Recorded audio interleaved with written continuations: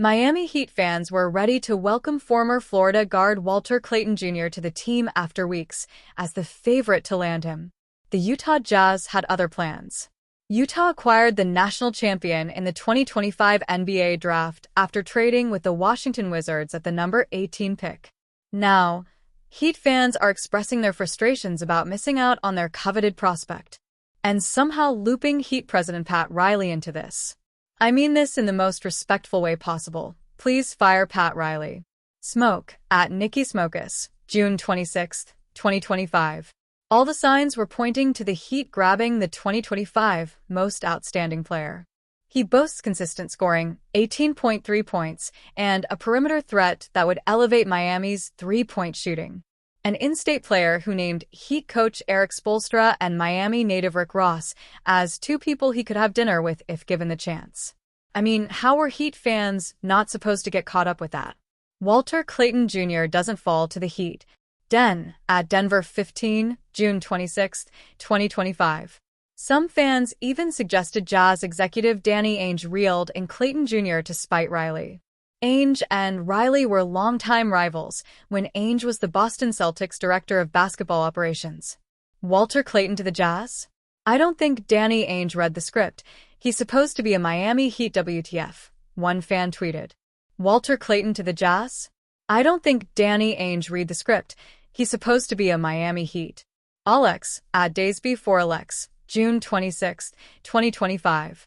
Miami eventually selected former Illinois wing Kasparas Jushionis at number 20, an efficient shotmaker and solid playmaker to add on the wing.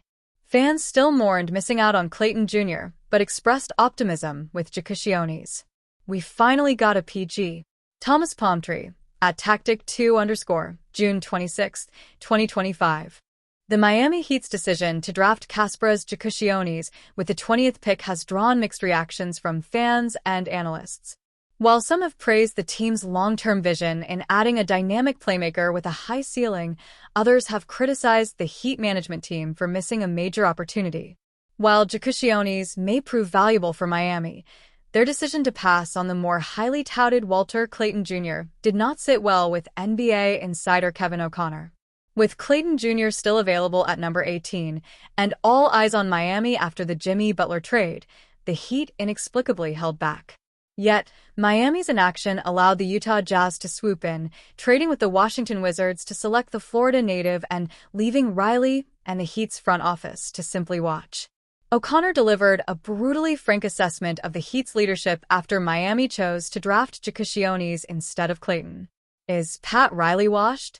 I think Pat Riley is a detriment to the Heat at this point with his decisions in recent years. They are in the worst place, stuck in the middle. And that's in large part due to Pat Riley's insistence on winning games, but you're not winning enough, he said on the Yahoo Sports NBA Draft Live show. The former Utah Jazz general manager also believes Miami had the worst draft night. I gave it to the Heat. Kasparas Jushionis I gave a D+2. So, with the Heat, as we talked about earlier, some of the questions about what's going on there. What's the direction of the franchise?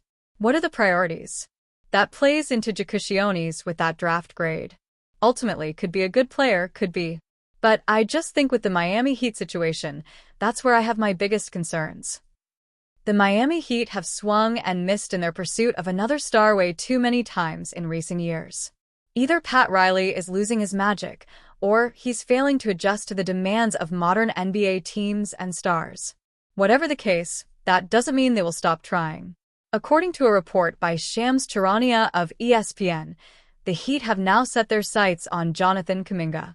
They unsuccessfully tried to trade for Kevin Durant, who, despite wanting to play there just like Damian Lillard, will end up suiting up for another team.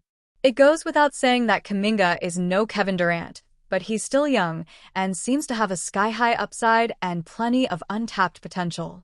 The Warriors can essentially match any offer that Kumigan gets, since he's a restricted free agent. That's why Charania also believes that both parties could look to arrange some sort of sign-and-trade agreement. Kumigan has been quite vocal about his frustration in the Bay Area, even taking shots at coach Steve Kerr for not giving him enough playing time. While it seems like Kerr has never been fully sold on him, He's been given countless opportunities to prove that he can be the face of the franchise going forward, but to no avail. Even so, the physical traits are there, and perhaps he just needs a change of scenery. One thing's for sure, the Warriors can't afford to let him walk without getting anything in return, so a sign-in trade seems to be the likeliest scenario. The Golden State Warriors were silent throughout the first round of the NBA draft, having given up their selection to the Miami Heat in the Jimmy Butler trade, who took Kasparas Jushionis 20th overall. The Warriors weren't absent from the ESPN broadcast, though, with Shams Charania confirming the Heat's interest in restricted free agent Jonathan Kaminga. Given the thought of a sign-in trade between Golden State and Miami, Kuminga's potential departure could provide an indication of what the franchise is looking at when they enter the draft on Thursday. The Warriors might be hoping Rasheer Fleming continues to fall. If there's one surprise omission from the first round, it's Rasheer Fleming, who had been projected as a mid-20s pick by many draft analysts. If the Warriors do lose Kuminga and want to replace him with another young forward with physical tools, then Fleming is the obvious player left on the board for them to target. It does remain unlikely that Fleming lasts all the way to the 41st pick that Golden State currently holds, but it may now theoretically be easier for them to trade up and take the 6 feet 9 inches forward, given he's now fallen out of the first round. Fleming averaged 14.7 points, 8.5 rebounds, 1.4 steals, and 1.5 blocks in his junior year with St. Joseph's, shooting an impressive 53.1% from the floor and 39% from three-point range on 4.5 attempts per game. Kevin O'Connor of Yahoo Sports describes Fleming as a hustler who drains spot-up jumpers and brings energy on defense.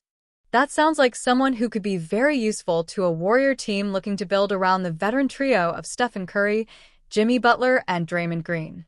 ESPN's Jonathan Kaminga and Jeremy Woo projected Fleming to go 27th to the Brooklyn Nets, stating that his length, improvement track, and late-blooming trajectory point to untapped potential. Don't mistaken that untapped potential label as Fleming being a complete raw talent that will require years of development, with Kaminga and Woo also stating that some teams view him as a player who can help immediately. With Golden State needing more size and shooting this offseason, Fleming is someone who could help provide that, given the tantalizing 7 feet 5 inches wingspan and significant improvement from beyond the arc. It might take giving up an extra asset or two to trade up and acquire the 20-year-old, but Fleming is someone the Warriors should absolutely have their eye on heading into Thursday's second round of the draft.